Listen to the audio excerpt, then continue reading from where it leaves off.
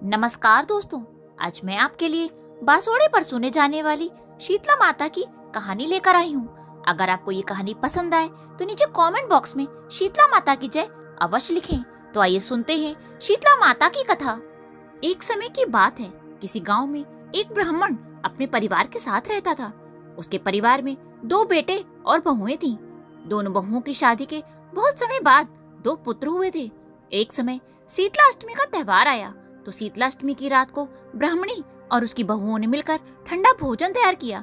उसके बाद शीतला अष्टमी के दिन उन्होंने अपनी सास के साथ शीतला अष्टमी की पूजा करी और कथा सुनी। कथा सुनने के बाद दोनों बहुओं ने सोचा कि हमारे तो बच्चे छोटे हैं, यदि हमने बासी भोजन खाया तो वे बच्चों को नुकसान करेगा।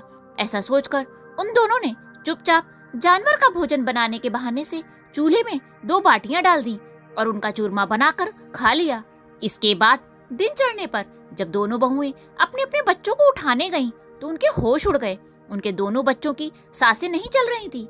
यह सब शीतला माता के प्रकोप से हुआ था। विवश होकर दोनों बहुओं ने चूरमे की सारी बात अपनी सास को बता दी। तब ब्राह्मणी ने अपने बहुओं से कहा, तुम दोनों ने शीतला माता का अपमान किया है। तुम दोनों मेरे घर से निकल जाओ और इन दोनों बच्चों को जीवित लेकर ही मेरे घर में वापस आना। तब वह दोनों बहुएं रोती हुई टोकरे में अपने बच्चों को रखकर निकल गईं। दोनों बहुएं अपने बच्चों के शवों को लिए रास्ते पर जा रही थीं। तभी वे एक बरगद के पेड़ के नीचे आराम करने के लिए रुकीं। यहाँ पर 2 बहनें थीं जिनका नाम ओरी व शीतला था। ये सिर में पड़ी जुओं से बेहद परेशान थीं। बहुओं को उनकी स्थिति देखकर उन पर दया आ गई। उन्होंने उनकी मदद करनी चाहिए और उन बहनों के सिर से जुएं निकाल दी। जुएं निकलने से ओरी और शीतला माता ने अपने सर में शीतलता का अनुभव किया और बहुओं से कहा कि तुम दोनों ने हमें ठंडा शीतल किया है। जैसे तुमने हमें शांति दी है वैसे तुम्हें भी शांति मिले, तुम्हारी गोद हरी भरी हो जाए। तब दोनों बहुएं साथ में बोली, हमारी हरी भरी गोद तो लुट गई है।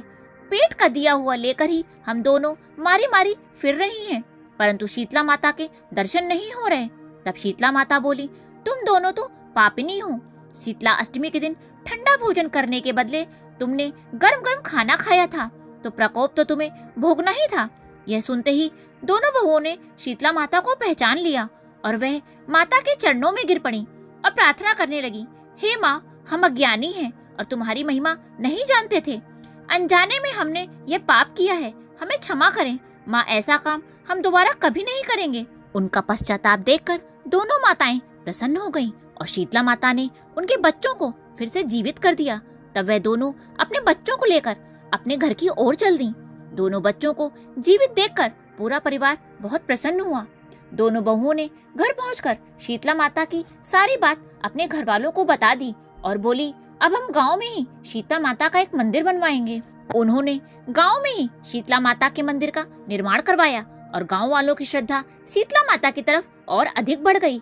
हे शीतला माता, जैसी कृपा आपने दोनों बहुओं पे करी वैसे ही हम सब पर करना। इस कथा को कहने वाले, सुनने वाले और हुंकारा भरने वाले पर भी करना। बोलो शीतला माता की जय।